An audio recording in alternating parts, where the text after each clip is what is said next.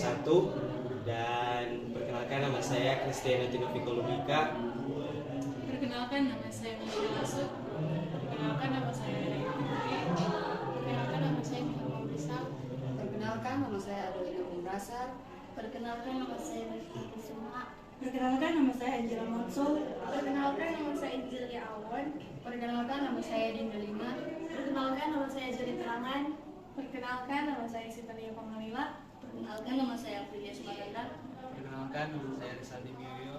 Perkenalkan, nama saya Vigo Rori.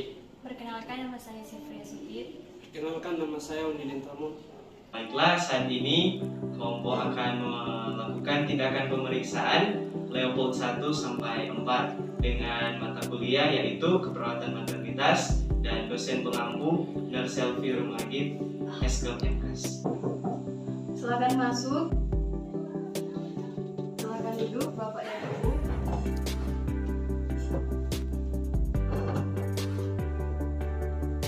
Selamat pagi. Perkenalkan, saya perawat Dinda. Saya perawat yang bertugas di ruangan ini.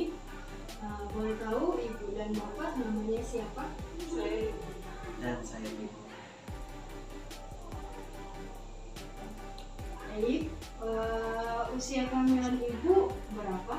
37 minggu. Selanjutnya, sesuai dengan usia kehamilan Ibu, saya akan melakukan pemeriksaan level 1 sampai dengan level 4. Jadi, pemeriksaan ini merupakan pemeriksaan kehamilan yang bertujuan untuk mengetahui ada kelainan pada kehamilan Ibu dan apakah sesuai dengan usia kehamilan, apakah janin dan posisi itu sesuai atau tidak. Dan pada pemeriksaan ini ada rasa kurang nyaman ya. Prosedurnya saya akan jelaskan, yaitu saya akan melakukan perabaan pada area abdomen Ibu atau pada area perut Ibu, dan saya akan memberikan Ibu untuk melepaskan pakaian dan kalau pada area abdomen. Dan saya juga akan meminta Ibu untuk berbaring di bed pemeriksaan. Apakah Ibu bersedia? Ya, karena pada pemeriksaan ini ada rasa kurang nyaman, apakah Ibu tetap bersedia? Jika Ibu bersedia, silakan berbaring di bed pemeriksaan.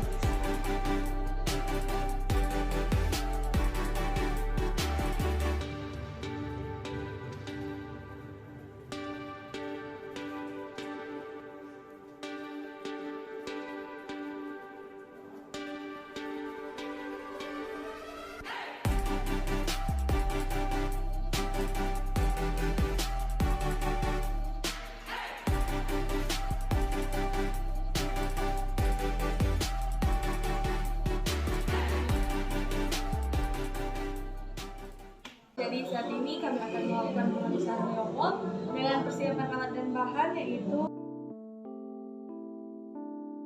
Saat ini kita akan langsung masuk pada Leopold pertama.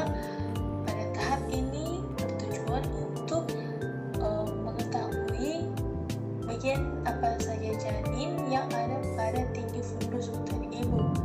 Dan setelah kita meraba, kita akan mengukur tinggi fundus uteri dari ibu. Pemeriksaan Leopold 2 pemeriksaan ini bertujuan untuk menentukan bagian punggung janin, di mana caranya adalah saya akan tetap berada di posisi menghadap ke wajah atau muka ibu. Kemudian saya akan meraba bagian samping kanan kiri dari perut ibu dengan menggunakan dua tangan saya. Selanjutnya satu tangan saya akan menekan, kemudian satu tangan saya akan meraba. Jadi ibu, saya akan meraba bagian katup sisi dari perut ibu sebelah kanan. Akan saya raba dan tangan saya akan menekan di sini. Apabila yang teraba bagian kecil dan juga berbenjol-benjol serta bergerak aktif atau pasif, maka itu merupakan bagian ekstremitas. Sedangkan bila yang teraba adalah bagian yang datar, kemudian kuat dan juga keras seperti papan, maka itu adalah bagian punggung. Di sini yang teraba pada sisi kanan dari perut ibu adalah bagian ekstremitas ya Bu, karena bagian tersebut teraba kecil, berbenjol-benjol dan juga aktif. Selanjutnya saya akan melakukan perabaan pada bagian kiri perut ibu. Di sini yang teraba bagian punggung ya Bu, karena teraba datar, keras dan kuat seperti papan. Pemeriksaan Leopold 3. Pemeriksa menghadap ke muka ibu, menentukan bagian terbawah janin. Pemeriksaan menggunakan tangan kanan. Bagian terbawah janin dipegang antara ibu jari dengan jari lainnya. Bila teraba keras, bulat dan ada baut teman, ini menunjukkan kepala. Bokong akan teraba lunak, besar, dan balot teman negatif. Punggung atau ekstremitas akan teraba tahanan memanjang atau bagian kecil-kecil. Kemudian, nilai apakah bagian terbawah janin bisa digoyang. Bila masih bisa digoyang, maka bagian bawah janin belum masuk pintu atas panggul. Bila tidak dapat digoyang, maka bagian bawah janin sudah masuk pintu atas panggul. Pemeriksaan Leopold 4 ini bertujuan untuk mengkonfirmasi ulang apakah bagian janin yang terdapat pada bagian terbawah uterus ibu sudah memasuki pintu atas panggul atau belum.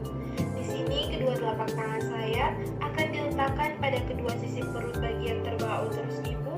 Kemudian saya akan mencoba menyatukan kedua telapak tangan saya. Apabila kedua telapak tangan saya dapat bertemu, maka menunjukkan bagian janin yang terdapat pada terbawah uterus ibu belum memasuki pintu atas panggul. Namun apabila kedua telapak tangan saya tidak bisa dipertemukan, maka itu menunjukkan bagian janin yang terdapat pada terbawah uterus ibu sudah memasuki pintu atas panggul. Di sini kedua tangan saya tidak bisa dipertemukan, itu berarti bahwa bagian janin yang terdapat pada terbawah uterus ibu sudah memasuki pintu atas panggul. Baik Ibu, pemeriksaan kehamilan yaitu pemeriksaan Leopold sudah kita lakukan.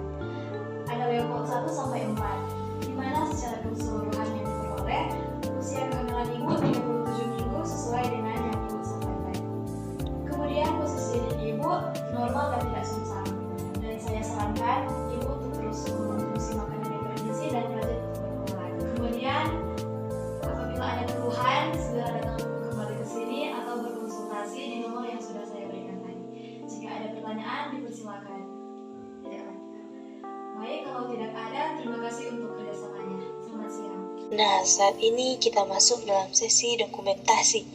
Pada sesi ini kita akan mencatat atau menuliskan tindakan apa saja yang telah kita berikan tadi kepada klien ataupun pasien. Kita akan menuliskannya ke dalam buku kesehatan atau buku rekam medik dari pasien itu sendiri agar perawat atau bidan lain dapat melihat tindakan-tindakan yang telah kita berikan dan mereka boleh melanjutkan ataupun menambahkan tindakan yang belum kita berikan tadi. Baiklah, kita sudah melakukan tindakan pemeriksaan mulai dari Leopold 1 sampai 4, dan jika didapatkan kesalahan kata maupun kalimat atau tindakan, mohon dimaafkan, dan semoga apa yang telah kita lakukan bisa bermanfaat dan bisa berguna untuk kita mempraktekkan tindakan yang sering kita lakukan. Sekian dan terima kasih.